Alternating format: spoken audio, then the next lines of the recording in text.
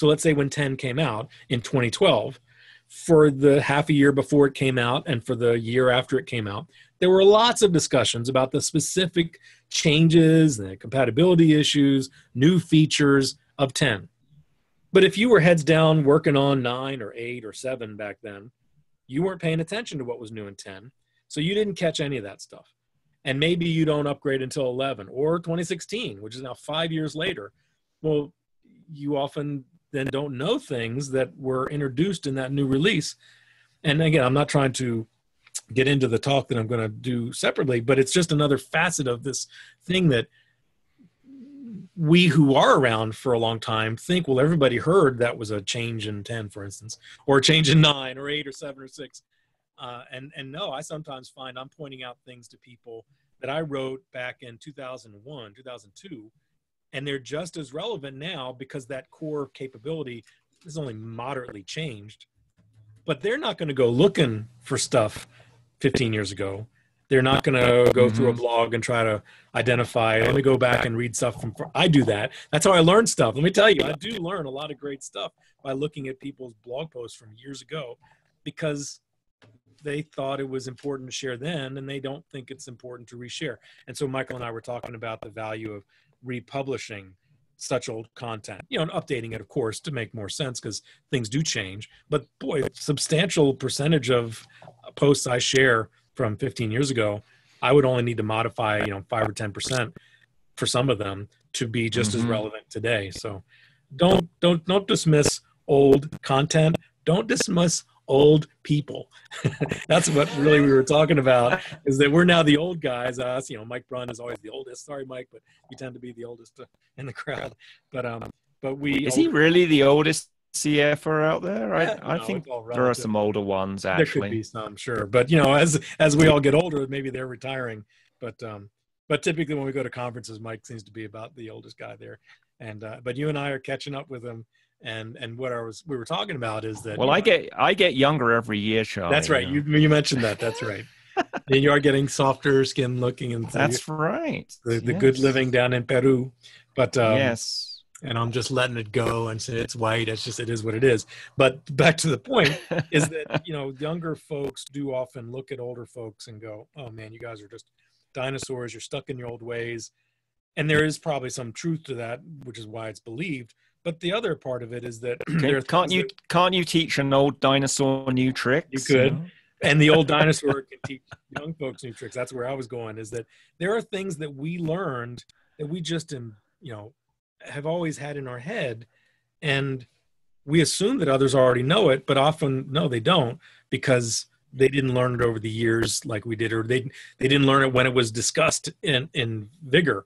That's really the point, is that things were discussed in vigor at some point, and if you weren't paying attention to that discussion, you missed it. And we kind of took it on board and accepted it's a reality that has to influence what we're doing.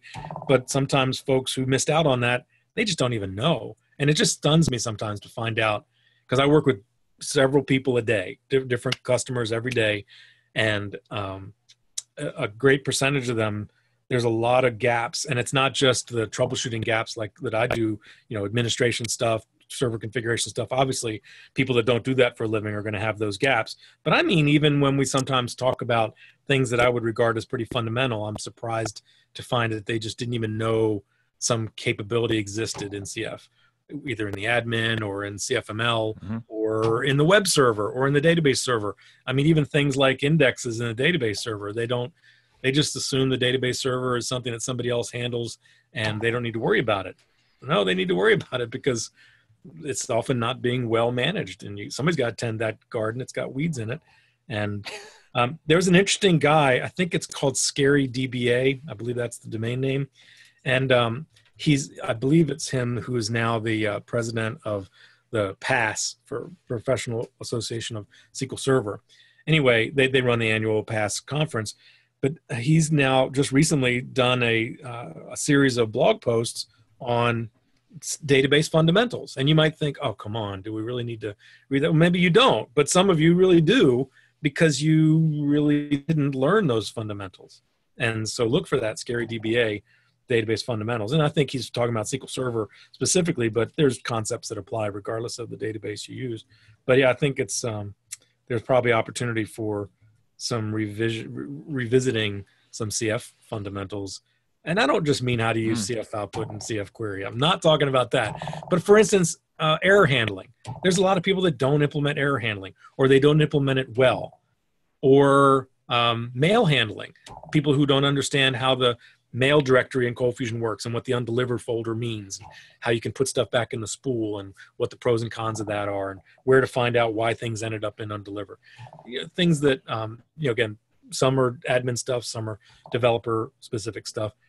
There's a lot of things that people just don't seem to know, and it's time to revisit some of those.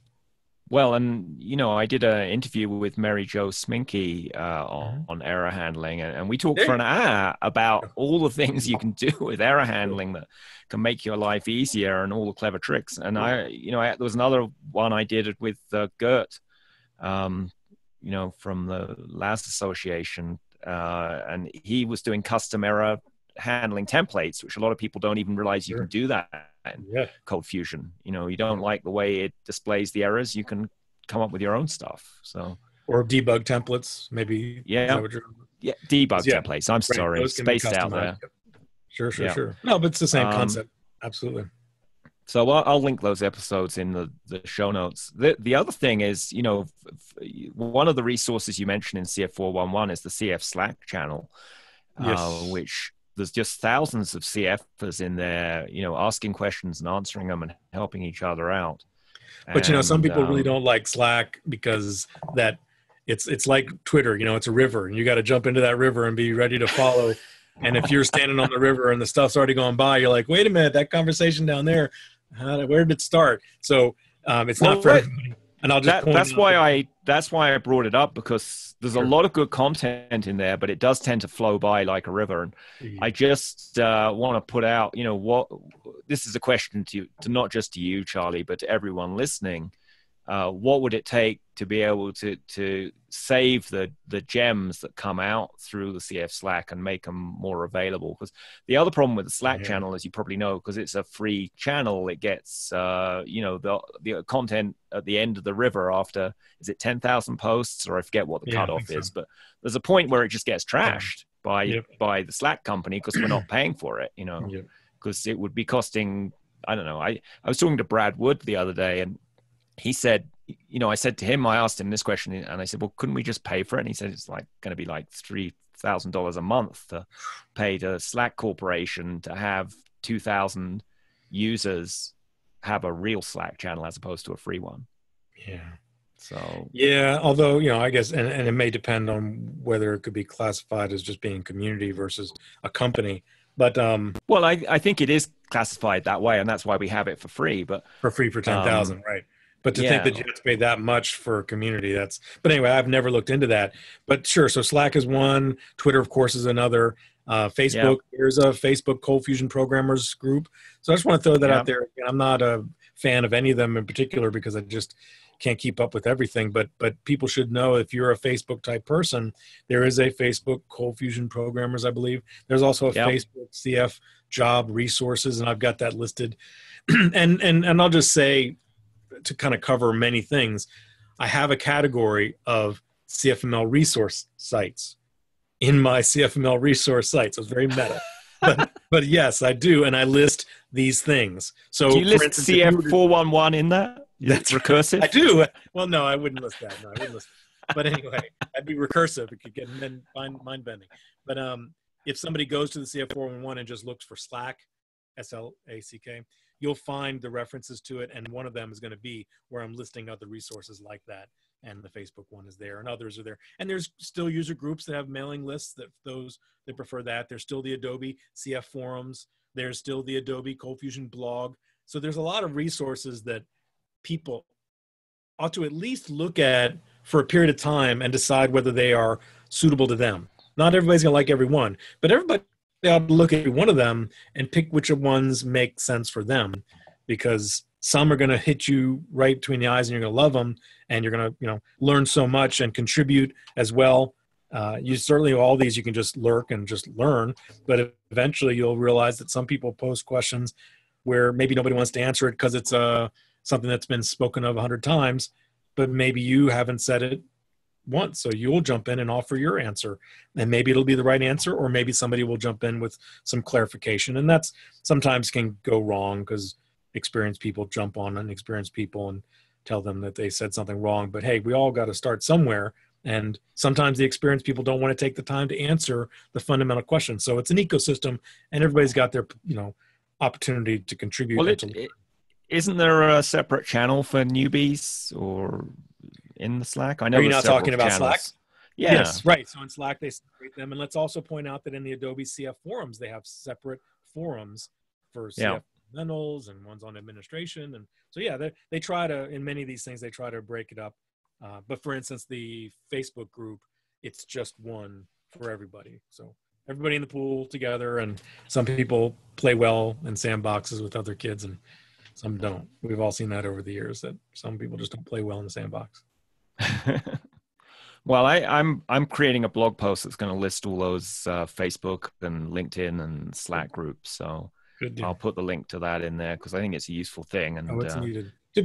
People need to know what's available now, because some of the old things that were used traditionally either are no more, or they're just not people's cup of tea. Mailing lists. Some of us like mailing list email, and some people hate email. Did the CF talk list ever come back from the grave? Or I heard it did, but no, I don't believe it ever did. No, it was a rumor that it was coming back, but it never quite made it back. No, I mean, right. And I think either you ran out of steam, or they did it some way that it's not the same. Because I believe House of Fusion is still not responding. Like I said, I check on these things that I list on my website, and I guess you're looking too, but I'll look. houseoffusion.com. Yeah. You spelled right. Server not found. So, yeah. Never did come. Because I thought the CF jobs list sort of came back in a different form. Well, there are multiple CF jobs lists. Yes, there's some that are mailing lists. There's some that are Twitter lists. There's some that are Facebook lists. And those are the ones that are in that resource page that I put in the show notes on the CF 411. Yep. And just in thanking all the more mature CFers, to give it a different name, I just want to thank all the young CFers who contribute. I interviewed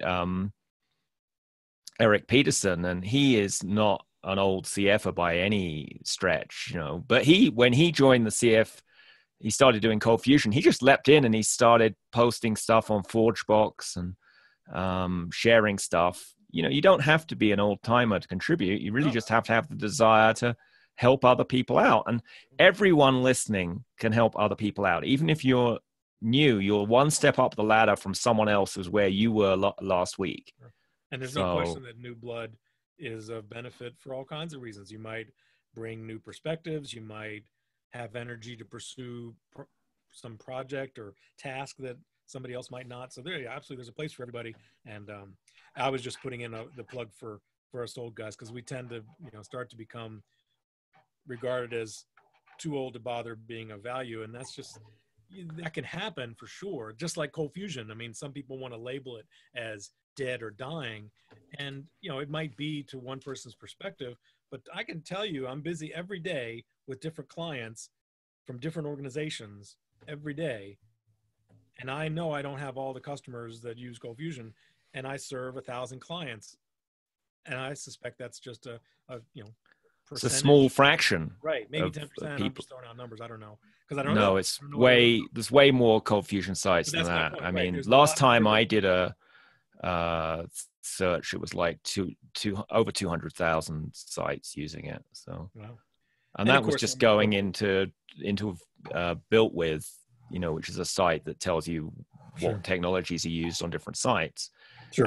And the other thing with ColdFusion is a lot of it's used on intranets, and it isn't even picked up by these external spiders that go scanning for technology. So, but that is where we, have been having this discussion for really 15 years. So it's not new.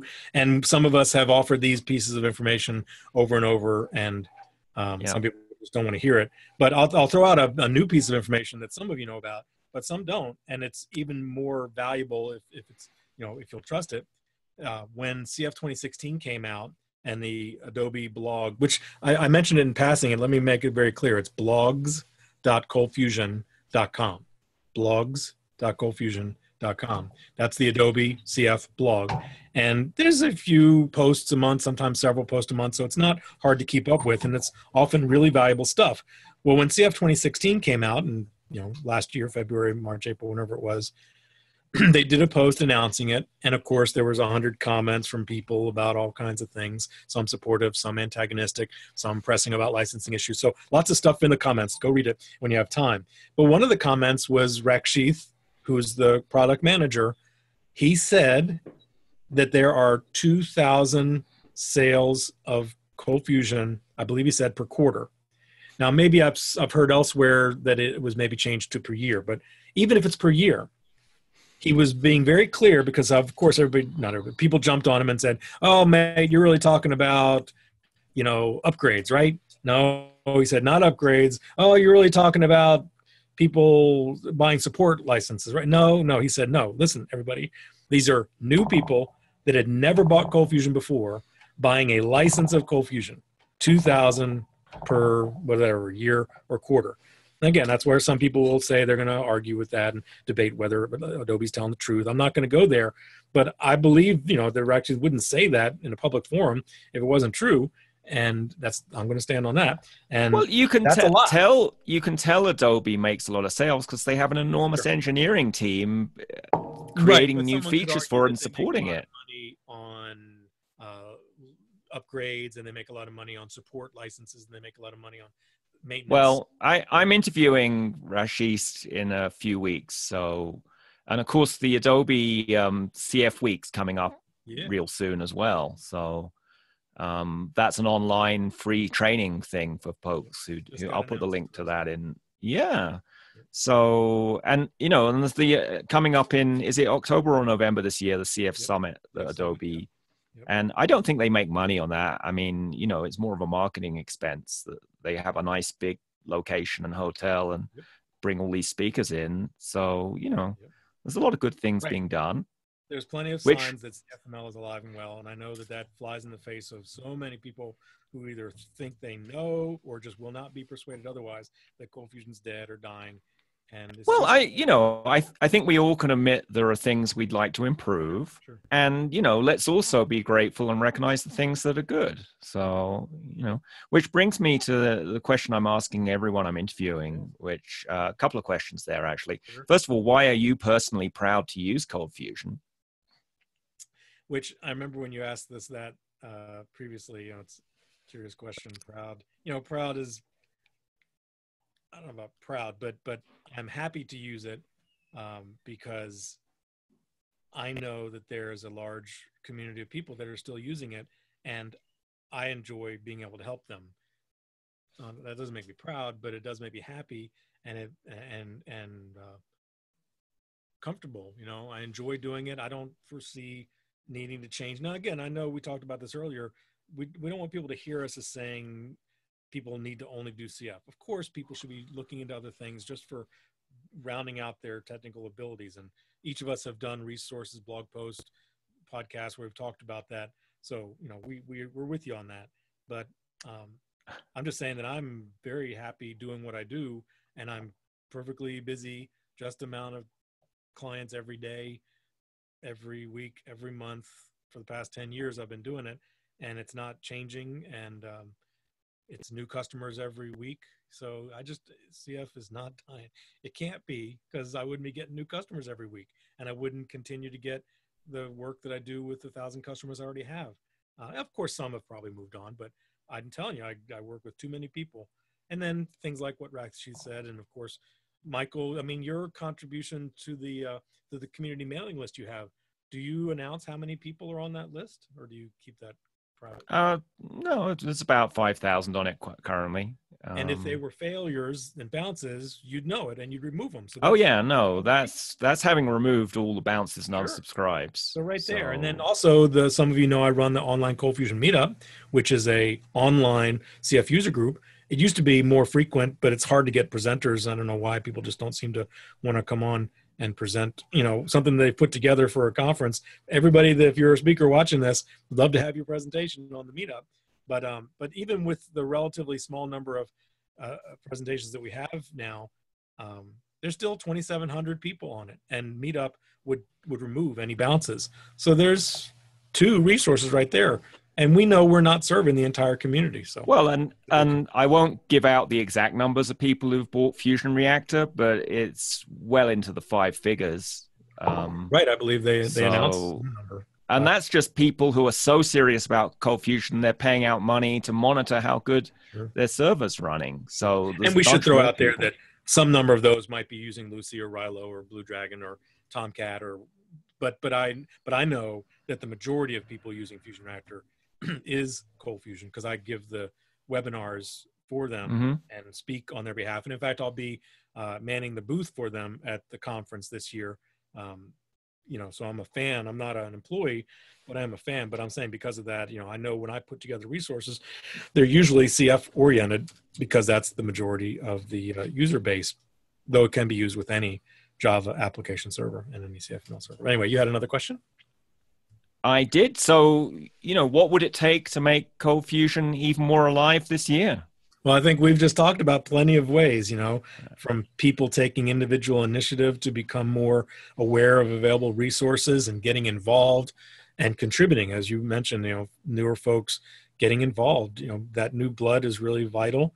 I'm sure that many of the presenters are first-time presenters or infrequent presenters to the CF community. And again, don't anybody hear us as old codgers sticking to CF and don't want to learn anything new. No, I know that there's talks that are being offered at this conference, even though it's not WWIT, it's CFObjective. There's talks that are generic and of value and will be of value to you beyond using CF. And there's plenty of ways to evolve beyond CF. And I'll be doing a blog post coming up soon about that.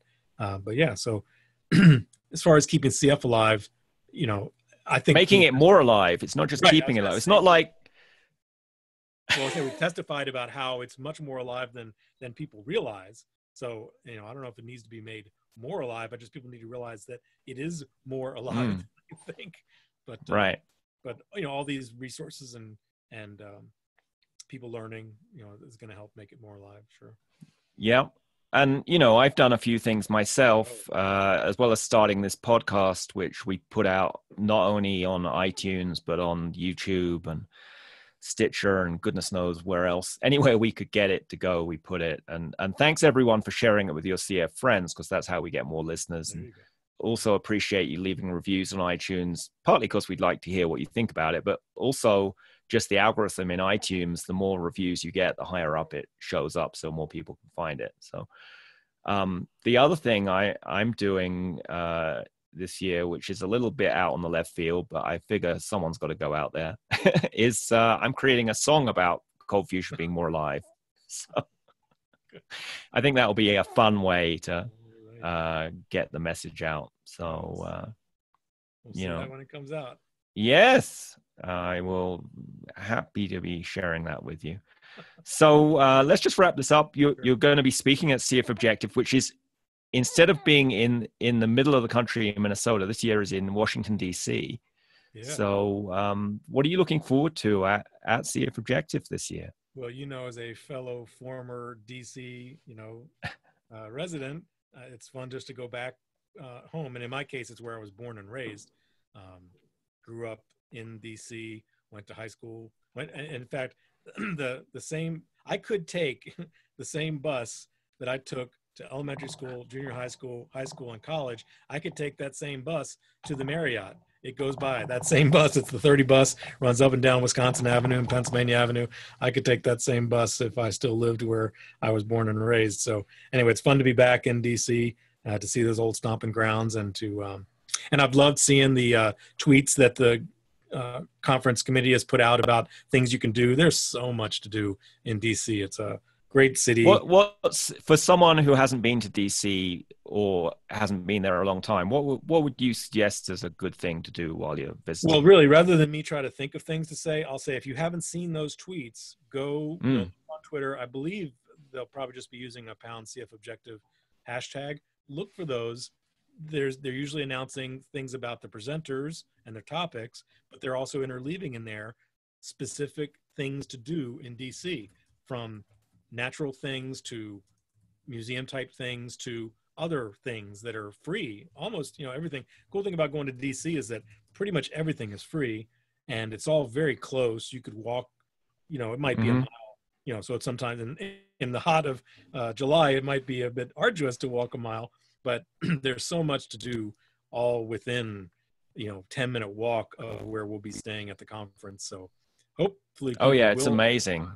And you could take the metro. It's very, Sure. economical, and it crisscrosses all over. It's very safe. If you go to the side of the mall, yeah. Get to the Capitol. There's so much. And if you haven't done these things, I know in this day and age of a lot of jaded perspectives on, Washington and politics, if you could set that aside for a minute, the history really comes through when you go to some of these places. And it can also rekindle a sense of realizing that, there's a lot behind the country that's lost right now in the midst of all the crud that's going on that really makes it go, and that's why it's still going, and hopefully in Providence it'll get resolved soon and we can get back to just operating the way it did for so many 200-300 years now. And there's a good fundamental core, even though I know that right there is going to be a debatable topic among some people. So let's not go there.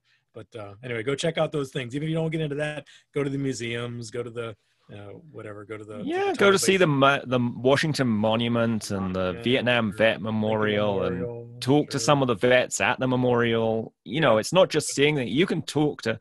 I've had interesting conversations with some of the veterans, and they're hanging out there to provide support to other veterans who had some PTSD or other issues. And I've been doing that for 30 years. I was there and when it opened. Yeah. So I went to GW and just walked right down there when it was opening. So it's cool. Right, and it's very moving. And one thing you can do, if you have any relatives who died in that war, you can find they have a little directory. You can find exactly where they are in it. And a lot of people go up there with a piece of paper and pencil and grab the name of the person. Yeah, and they leave lit candles. It's very moving. Another one just around the corner from that doesn't get as much attention is the Korean War Memorial, and they have a statue, several statues there of some soldier. I didn't realize Korea got so cold in the winter, which is when that partly. My father was in Korea, so I know that.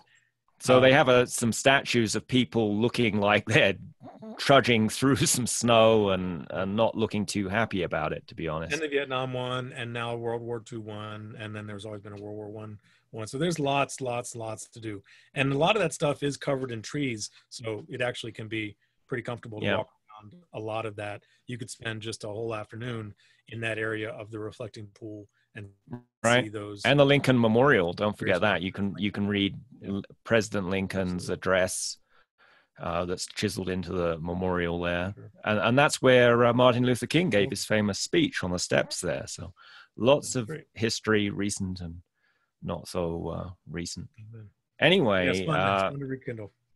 Yes. Well, thanks so much for being on the podcast, Charlie. It's always a pleasure to have you on. And if anyone listening wants to suggest other people to be on the podcast, or if you yourself would like to be interviewed, drop me an email, or you can go to the TerraTech podcast page, and you can leave a voice message there with either suggestions, or you can give questions you want me to ask speakers on the podcast. So. Great stuff. Well, thanks for everything you're doing for the community, and you're reviving your own enthusiasm in recent months and years. So it's great to see, and hopefully it will help also to keep and make CF more alive. So again, thanks for what you're doing.